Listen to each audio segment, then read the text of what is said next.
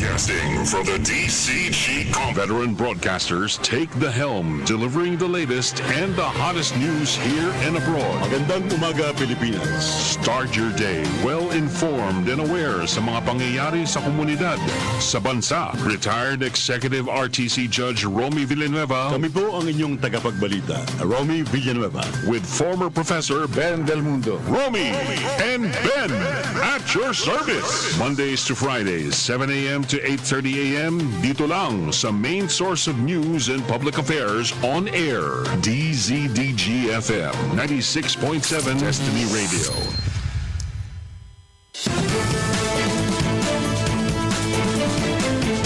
Mula sa newsroom ng DZDG 96.7, sumasa inyo ang Balitang Balita.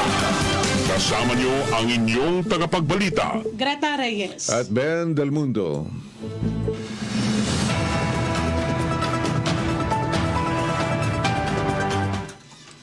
Sa ulo ng ating mga balita, Trump binaril sa campaign rally, sugatan. Mayor Alice Go nakalusot sa aresto ng Senado. Marbil Pinuri pinahalagahan ng mga pulis na napaslang. Tolentino, local bills tatalakay ng Senado sa pagbabalik ng sesyon. 2025 budget tutupad sa pangangailangan ng Pinoy ayon kay Pangandaman. Agenda ng Kamara inilatag na ni Romualdez. Pagawaan ng fake birth certificate ng Chinese sa Davao, bistado. Pangulong Bongbong Marcos kinondena ang tangkang asasinasyon ni Trump. 370 families sa bayan ng Sariaya, Quezon nakatanggap ng 2.2 million pesos EHAP mula sa NHA. Isang lalaki naman ang tinaga ng anak ng kainuman sa San Andres, Quezon. Malakas na ulan nagdulot ng landslide sa Real, Quezon. Lusinahin, wagi sa swimming category sa palarong pambansa. State of the City address ng Tayabas iniulat. Pamahalaan panlalawigan ng Quezon bumuo ng samahan ng mga kababaihan. Lingap ng mamamayan na libreng gamutan magtutuloy-tuloy ayon kay Vice Governor Alcala. At sa ating editorial, nakaambana ang La Nina. Ang Balitang Balita ay niyahatid sa inyo ng isa sa ating mga tagapagtaguyod, ang RV Laborte Development Corporation. Sa detalye ng ating mga balitang balita, sugatan si dating United States President Donald Trump matapos paulanan ng bala ang kanyang campaign rally sa Butler, Pennsylvania. Ayon nga sa ulat, habang nagbibigay ng kanyang talumpati si Trump, ilang putok ng baril ang pinakawalan ng gunman. Agad namang inilabas ng entablado si Trump, 78 years old, na tinamaan sa itaas na bahagi ng kanyang tenga. Kinumpirma ng US Secret Service na 2 tao ang patay, ang gunman at isang audience member at 2 manunood ang kritikal na sugatan. Kinilala ng FBI ang gunman na si Thomas Matthew Crooks, 20 ng Bethel Park, Pennsylvania. Hindi pa batid ang kanyang motibo. Ligtas naman na umano si Trump sa ngayon matapos dalhin sa isang lokal na ospital at umalis na rin pagkaraan ng ilang oras. Mariin namang kinundena ni US President Joe Biden ang nangyaring pamamaril at sinabing walang puwang sa Amerika ang ganong karumal-dumal na krimen. Mariin din kinundena ng mga Republicans, Democrats at world leaders ang pag-atake sa dating Pangulo ng United States. Bigo ang Office of the Sergeant at Arms o OSA na maaresto si suspended Bamban Mayor Alice Go at iba pang individual, at tanging ang accountant lang ng mayor na si Nancy Jimenez Gamo ang natagpuan sa kanyang address at kasalukuyang nasa kustodiya na ng Senado. Isinilbi ng OSAA ang warrant of arrest laban kay Go at 7 iba pa na kinabibilangan nina Dennis Lacson Cunanan, Gamo, Sheila Lial Go, Wesley Lial Go, Jing Song Go, Simon L. Go at Wen Yilin. Binigyan ang OSAA ng 24 hours upang isilbi ang mga warrant of arrest at ikulong ang 8 individual sa opisina nito hanggang sa sila ay humarap at tumestigo sa harap ng komite. Samantala, inutusan ng komite ang OSAA na ihatid ang inisyu nitong sabina at testifикandum sa mga sumusunod na individual: Jamilyn Cruz, Roderick Paul Pujante, Juan Miguel Alpaz, Catherine Cassandra Leong, Alberto Rodolfo R. de la Serna, Ronaldine Baterna, Michael Bryce Mascareñas, Estefany Mascareñas, Rodrigo Bande, Jingu, Xiang Tan, Daniel Salcedo Jr., Chona Alejandre, Dan Renwu, Marion Ryan Chua, Julian Linsangan III, Josefina Mascareñas at Edwin C. Pinahaharap sila sa Senado ngayong araw na ito ng sa Lunes, Hulyo 29. Ang balitang iyan ay hatid sa inyo ng RV Laborte Development Corporation, your partner in progress, developing a better future. RV Laborte Development Corporation, located at Diversion Road, Tayabas City. Balitang Balita. Sa atin namang mga balitang lokal, malakas na ulan nagdulot ng landslide sa Rizal at Quezon. Yan ang balita mula sa labas ng himpilan mula kay Gigi Meddanilla. Gigi, kamin. Nagkaroon ng landslide sa Rial Mauban Road, partikular sa bahagi ng Barangay Pandan, Rial, Quezon. Ang insidente ay dulot ng malakas na ulan na nararanasan sa ilang lugar na parte ng probinsya ng Quezon. Ang pagguho ng lupa ay nagdulot ng abala sa mga motorista at residente. Agad namang nakarating sa kinauukulan ng ulat ng insidente at isang mag-aaral mula sa Lucena na si Peter Cyrus Dean ang nagwagi ng gintong medalya at nagset ni na bagong record sa secondary.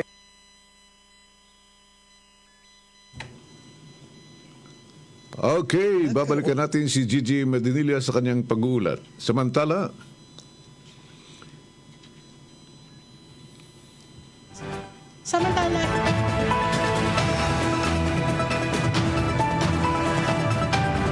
isang lusinahin naman ang wagi sa swimming category sa palarong pambansa. Yan ang balita mula sa labas ng himpilan mula pa rin kay Gigi Meddanilla. Gigi, kamin.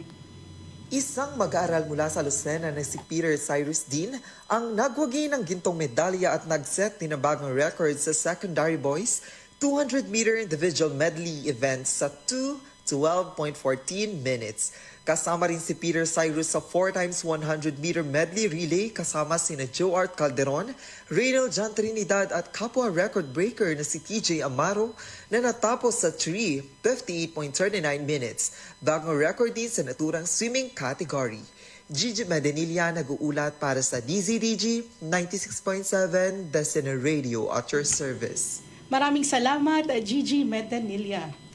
Samantala, binigyang parangal at papuri ni Philippine National Police Chief General Romel Francisco Marbil nitong linggo ang matatapang na mga pulis na nagbuwis ng buhay at nasugatan sa iba't ibang operasyon sa buong bansa. Ayon kay Marbil, hindi matatawaran ang mga sakripisyo ng mga pulis na patuloy na nagsusumikap upang matiyak ang kaligtasan ng publiko. Sinabi rin niya na ang tapang na ipinakita ng mga nasawing pulis ay dapat magsilbing inspirasyon para sa kanilang mga kasamahan upang maging mas mabuti, mas malakas at mas matalino sa kanilang mga tungkulin. Binigyang din naman ni Marbil ang walang katumbas na pasasalamat na utang natin sa mga bayaning nasawi. Ang matatapang na kalalakihan at kababaihang ito ayon sa kanya ay nagbuwis ng kanilang buhay at bahagi ng kanilang mga katawan para lamang protektahan ang bawat pamilyang Pilipino. Mula nga January 1 hanggang July 13, 2024, kabuo ang 16 na mga pulis ang nagbuwis ng buhay habang nasa tungkulin at 40 naman ang bilang ng mga nasugatan kabilang ang 4 na pulis ng Maynila na nasangkot sa isang madugong engkwentro sa mga suspect sa distrito ng Tondo noong nakaraang linggo. Nanawagan din si Marbil sa lahat ng PNP personnel na ipagpatuloy ang sakripisyo ng kanilang mga nasawing kasama at tiyakin ang kanilang kaligtasan.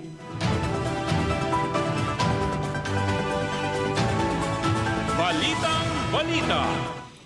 inihayag ni Senate Majority Floor Leader Francis Tolentino na haharapin ng Senado ang mga lokal na panukalang batas na dapat aksyonan sa pagpapatuloy ng sesyon sa Hulyo 22.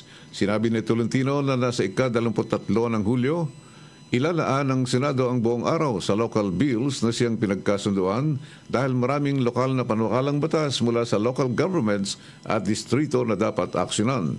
Sinabi ni Tolentino na inaasahan niyang ipadadala ng mga kinatawan ng Kamara ang mga lokal na panukalang batas sa Senado na may kinalaman sa pagpapalit ng pangalan ng mga kolehyo at deklarasyon ng mga anibersaryo ng mga bansa. Aniya, ang mga lokal na panukalang batas ay dapat harapin ng hiwalay sa mga priority measures dahil ito ay maisasantabi. Balitang Balita. Muli nating tunghayan ang mga balitang lokal, State of the City address ng Tayabas City iniulat. Yan ang balita mula sa labas ng himpilan mula kay Gwen Palero. Gwen. Ginanap ang State of the City address para sa darating na ika-17 cityhood anniversary ng bayan ng Tayabas sa pangunguna ni Mayor Lovely Reynoso Ponchoso nitong Sabado, Hulyo 13. Tinaluhan ng okasyon ng iba't ibang mga organisasyon, kawani ng mga government sectors at government officials.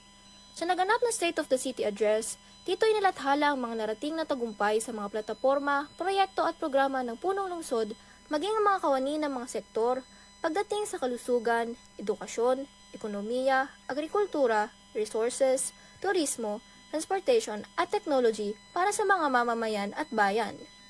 Ipinahayag din sa State of the City address ang ilan sa mga plano at proyektong isasagawa para lalo pang umunlad ang lungsod ng Tayabas. Salamat po sa inyong patuloy na suporta at dedikasyon.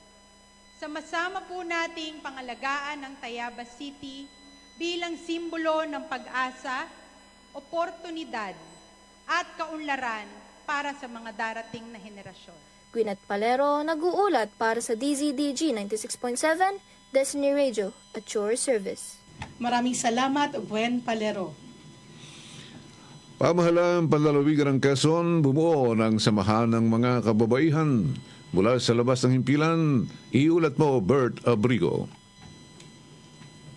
Sa pakikipagbalikatan ng pamahalaan panlalawigan ng Quezon at ni Governor Dr. Helen Tan sa Department of Social, Welfare and Development Mamaya kumuha tayo ng video ni... Isinagawa sa iba't ibang bayan sa lalawigan ng pag-organisa ng samahan ng SLP o Sustainable Livelihood Program. Ang nasabing aktibidad ay naisakatuparan sa tulong ng Provincial Satellite Offices na naglalayong matukoy at ma-assess ang 667 na individual na magiging benepisaryo ng programa.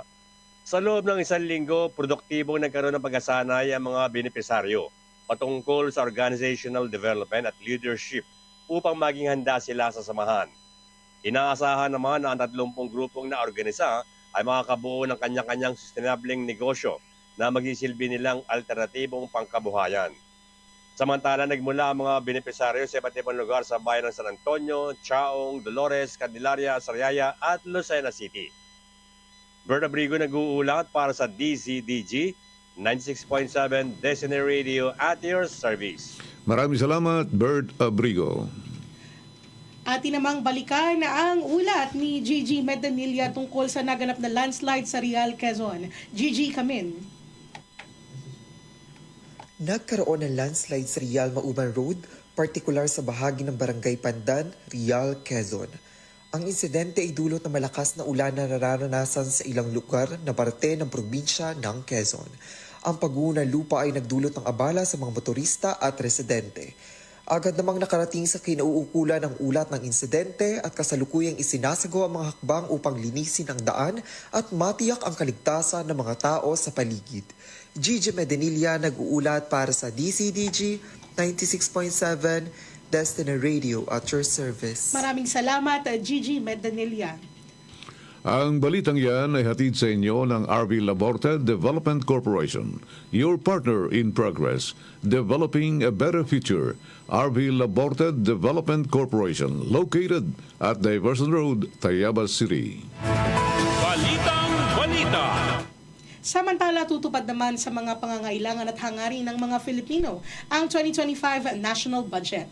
Ito ang sinabi ni Department of Budget and Management Secretary Amina Pangandaman matapos na ipresenta at aprubahan kamakailan ni Pangulong Ferdinand Marcos Jr. ang panukalang 6.35 trillion pesos na pambansang budget para sa 2025. Sinabi nga ng kalihim na ang 2025 National Budget ay naglalayong ipagpatuloy ang economic at social transformation para sa isang maunlad, inklusibo at matatag na kinabukasan sa ilalim ng bisyon ng Pangulo para sa isang bagong Pilipinas. Nagpasalamat naman siya sa mga miyembro ng gabinete sa pakikipagtulungan sa DBM para ma-develop ang budget proposals na tututok sa mga naturang mga prioridad na nakaangkla pa rin sa socio-economic agenda ng Pangulo.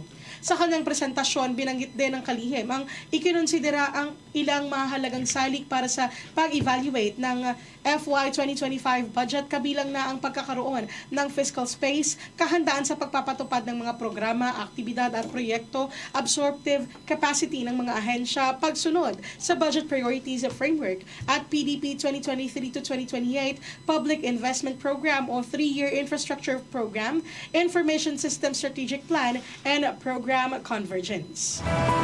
Balitang Balita. Sa kabilang dako, tiniyak ni Speaker Ferdinand Martin Romualdez ang pag-aproba ng Kamara sa panukalang 2025 National Budget at nalalabing priority bills ng Legislative Executive Development Advisory Council. Sinabi ni Romualdez na handa na ang Kamara na tanggapin ang panukalang 6.33 trillion pesos na National Expenditure Program o NEP na siyang pagbabatayan sa gagawing 2025 General Appropriations Bill o GAB. Target umano ng Kamara na aprobahan ito sa Setyembre. Tiniyak ng leader ng Kamara na mayroong mahigit 300 kinatawan ang mabilis na pagpasa ng budget para sa susunod na taon. Ang 2025 NEP ay mas mataas ng 10% sa 5.76 trillion budget ngayong taon. Inaasahan na isusumite ng Department of Budget and Management ang 2025 NEP sa July 29 matapos itong repasuhin ng buong gabinete. Bukod sa panukalang budget, sinabi ni Romualdez na ipapasa rin ng Kamara ang mga panukala na nais maging batas ng Pangulo sa nalalabing bahagi ng 19th Congress. Kung mayroon manong dagdag na panukala na hihilingin ng Pangulo sa kanyang sona, ay bibigyan din ito ng prioridad ng Kamara na maipasa. Mula sa simula ng 19th Congress ng Hulyo 2022, makikita ang magandang performance ng Kamara. Ang balitang yan ay hatid sa inyo ng RV Laborte Development Corporation, your partner in progress, developing a better future. RV Laborte Development Corporation, located at Diverson Road, Tayabas City. Balitang Balita. Samantala sa atin muling mga balitang lokal, lingap sa mamamayan na libreng gamutan, magtutuloy-tuloy ayon kay Vice Governor 3rd Alcala. Yan ang balita mula sa labas ng himpilan mula kay Bert Abrico. Bert, kamen? Tiniyak ni Vice Governor 3rd Alcala na tuloy-tuloy ang ginagawang medical at surgical caravan ng pamahalaan panlalawigan. Ayon kay Vice Governor Alcala, institusyon na ang nasabing programa dahil bahagi na anya ito ng taon ng budget ng pamahalaan panlalawigan. Bukod dito, bahagi na anya na nasabing programa na bantayan ng kalusugan ng mamamayan ng lalawigan. Yes, ito po ay isang programang institutionalized na. Ibig sabihin po, hindi siya yung basta lang gusto mo gagawin mo. Ito po ay merong ordinansa, meron po tayo nandyan yung General Appropriations Act po natin o yung General Ordinances po natin. Baka po ito ng pondo and parcel of the universal healthcare. Yan po. So, meaning, para sa madaling kamalayan ng ating mga kababayan, ito po ay gagawin natin as frequent as possible. Simo-monitor natin yung ating mga kababayan, yung kanilang kalagayang pangkalusugan, lagay tayo ng malaking database. So, yun po, para kang merong isang anak na inalagaan at iyong ina-navigate, titingnan mo, magaling na ba, okay na ba siya. So, sa kutusan po, ni Go Belen, kailangan kasi yung paglilingkod, kailangan hindi one time lang, kailangan matagal, sustainable, at natututukan. Sa bahagi ng Pagbilao, Quezon, isinagawa ang lingap sa mamamayan, libreng gamutan na programa ng pamahalaan panlalawigan at ni Governor Dr. Helen Tan. Bert Abrigo nag-uulang para sa DCDG, 96.7 Destiny Radio at your service. Maraming salamat, Bert Abrigo. Pinaiimbestigahan naman na sa Kamara ang nabuking na pagawaan ng mga peking birth certificates sa Davao del Sur na nakikipagsabuatan umano sa mga tiwaling Chinese nationals upang palabasin na ang mga ito ay Pilipino. Ayon nga sa ulat ng National Bureau of Investigation, isang Chinese ang naaresto habang nag-a-apply ng pasaporte sa Davao City gamit ang mga peking dokumento. Isang Hengson Lemosnero na ang tunay na pangalan ay Han Lin Q ay inaresto ng Department of Foreign Affairs Office sa Ecoland, Davao City matapos mag-apply ng Philippine passport gamit ang peking birth certificate. Si Ki ay kabilang sa 200 Chinese nationals na nakakuha ng mga peking birth certificates mula sa Municipal Civil Registry ng Santa Cruz, Davao del Sur. Ipinahayag ng mga mambabatas na nagsusulong ng investigasyon sa Kamara na hindi dapat ipinagbibili ang pagkakakilanlan ng mga Pilipino at hindi dapat magkaroon ng peking Pilipino. Binanggit nila na ayon sa nadiskubre ng NBI, may 200 na mga peking birth certificates ang inisyu sa mga Chinese nationals ng local civil registry. Binigyang diin din ng mga mambabatas ng birth certificate ay hindi lamang isang dokumento, ito ay sumisimbolo sa koneksyon ng isang Pilipino sa kanyang bansa. Ito ang unang opisyal na dokumento na natatanggap ng bawat Pilipino bilang kanilang karapatan sa kapanganakan na nagtatatag ng kanilang opisyal na ugnayan sa bansa. Mahalaga aniyang makilala ang mga kasabwat na Filipino ng mga Chinese na isang malaking banta sa seguridad at soberanya. 370 pamilya sa bayan ng Sariaya, Quezon nakatanggap ng 2.2 million pesos EHAP mula sa NHA. Mula sa labas ng himpilan, ibalita mo, Lira Arcamo. Mahigit nasa 370 pamilya na bigyan ng Emergency Housing Assistance Program o EHAP mula sa National Housing Authority o NHA nitong Biyernes, 12 ng Hulyo sa Sariaya, Quezon. Sa ilalim ng programang ito, pinamahagi ang kabuuang halagang 2,175,000 piso upang matulungan ng mga pamilya na maiayos at muling maitayo ang kanilang mga tahanan na labis na naapektuhan dahil sa mga nakaraang kalamidad sa bansa. Laking pasasalamat ng mga residente at mga lokal na opisyal ng nasabing bayan sa agarang tulong na ibinigay sa kanila ng pamahalaan. Sa pamamagitan ng tulong na ito ay naasahan na magkakaroon ng mas matatag na kaligtasan ang mga benepisyaryo ng nasabing programa.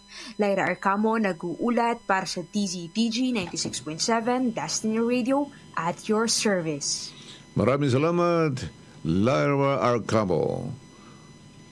Mariing kinondena kahapon ni Pangulong Ferdinand Bongbong Marcos Jr. ang tangkang pagpatay kay dating US President Donald Trump sa isang rally sa Pennsylvania. Ayon kay Marcos, kaisa siya sa mamamayang nagpapahalaga sa demokrasya at kinokondena niya ang namang uri ng karahasan sa politika. Binanggit niya na ang boses na nakararami ang dapat manaig at huwag hayaang mangibabaw ang kagustuhan ng ilan. Nagpahayag din si Marcos ng pasasalamat na maayos na ang kalagayan ni Trump matapos ang tangkang asesinasyon kung saan tinamaan ng bala ng baril ang isa niyang tenga. Sa inilabas na pahayag ng tagapagsalita ni Trump na si Stephen Cheung, sinabi nito na maayos na ang kondisyon ng dating Pangulo at pinasalamatan ng mga otoridad at mga naunang responde sa tangkang asesinasyon. Ayon sa ulat, napatay ng Secret Service sniper ang gunman sa Trump rally. Balitang Balita. Isa namang lalaki ang tinaga ng anak ng kainuman sa San Andres, Quezon. Yan ang balita mula sa labas ng himpilan mula kay Jane Eclavea. Jane Kamen. Sugatan ng isang lalaki matapos itong tagain ng anak ng kanyang kainuman sa barangay Camflora, San Andres, Quezon nitong Huwebes, Hulyo 11. Ayon sa report, sinusubukan umanong pakalmahin ng biktima ang kanyang kainuman, subalit hindi ito nakinig na nauwi naman sa pagtatalo makalipas ang ilang sandali. Doon nawala anong-anong tinaga ng anak ng kainuman ng biktima, saka tumakas dala ang bolo na ginamit nito. Samantala, isinugod naman sa ospital ang biktima para malapatan ng lunas. Sa ngayon, patuloy ang isinasagawang investigasyon ng mga otoridad hinggil sa insidente. Jane Eclavea, nag-uulat para sa DCDG 96.7 Destiny Radio at your service. Maraming salamat, Jane Eclavea. At ngayon sa ating editorial na ating hanguin mula sa Philippine Star ngayon. Itinaas na ng Philippine Atmospheric Geophysical and Astronomical Services Administration o PAGASA ang La Nina Alert dahil lumalamig na ang temperatura sa Pacific Ocean. Ayon sa PAGASA, 70% na ang pagtama ng La Nina at mararanasan ito sa susunod na buwan na tatagal hanggang Oktubre. May possibility na mararanasan pa ang La Nina hanggang 2025. Malalakas na ulan ang mararanasan na magdudulot ng pagbaha at pagguho ng lupa. Pinayuhan ng PAGASA ang mga mamayan at ang Disaster Risk and Reduction Management Office sa mga lalawigan na maganda sa epekto ng La Nina sa kanilang lugar.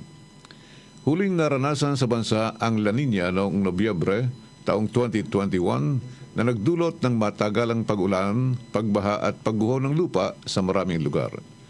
Naitala naman ang mapaminsalang La Nina noong 1999 kung saan walang patid ang buhos ng ulan na nagdulot ng pagbaha at landslide. Ang La Nina ay weather phenomenon na mahabang panahong tag-ulan. Lumalamig ang temperatura ng silangang bahagi ng Pacific Ocean na nagiging dahilan para mabuo ang mga bagyo na may kasamang malalakas na pagulan at kasunod ang mapaminsalang baha. Ang Metro Manila ay hindi ligtas sa baha. Katunayan, kaunting ulan, umaapaw na agad ang maraming lugar sa Maynila, Makati, Pasay, Quezon City at Caloocan. Umaapaw ang baha sa Taft at Rizal Avenue at Espanya Boulevard sa Maynila. Hindi madaanan ang Araneta Avenue sa Quezon City dahil sa pag-apaw ng creek at problema din ang baha sa Marikina City. Sa bagay, kahit walang La Nina, problema na talaga ang baha sa Metro Manila dahil sa mga baradong drainage at mga estero na tinatambakan ng basura. Dahil barado ang drainages, walang madaluyan ng tubig, kaya nagkakabaha. Matagal ng problema sa baha sa Metro Manila at hindi masolusyonan. Parami naman ang parami ang mga nakatira sa pangpang ng estero na isa rin sa mga itinuturong dahilan ng pagbaha. Ang mga basura ng informal settlers ang nagpapabara sa mga estero at nagdudulot ng pagbaha.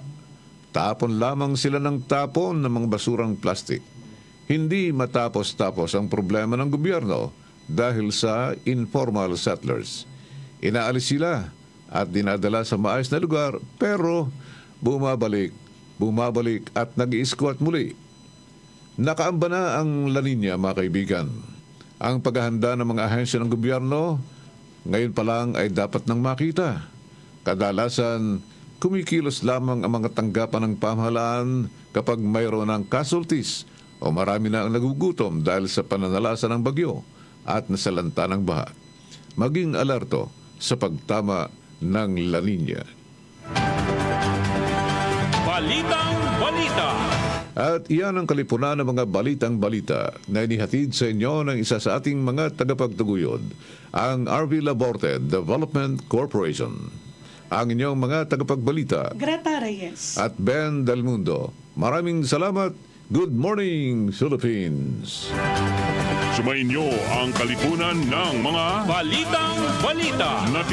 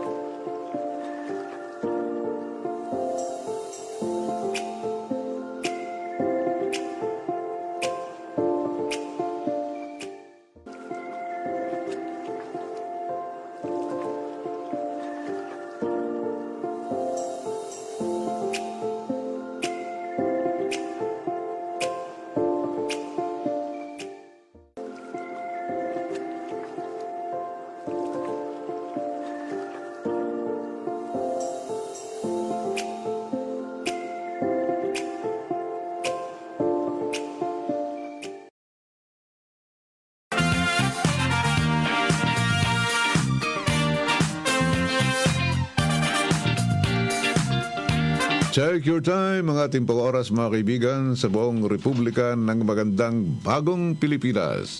Ganap ng alas 7:37.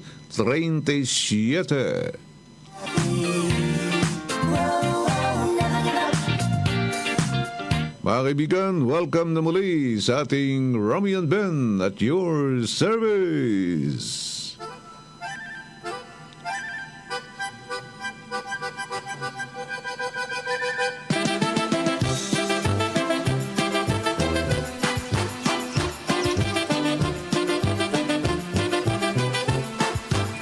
Hi, hello, good morning. Magandang umaga mga kaibigan, mga kapatid, mga kapitbahay, mga kabarangay, sa ating mga seniors, sa ating mga elderly, sa ating mga PWs, PWDs, at sa ating mga single mom, single parents.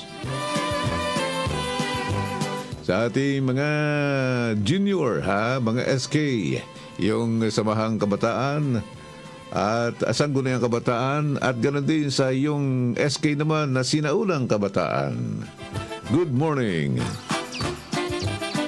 Wabating muli nagpupugay, sumasaludo sa inyo ang inyong lingkod, Ben Del Mundo.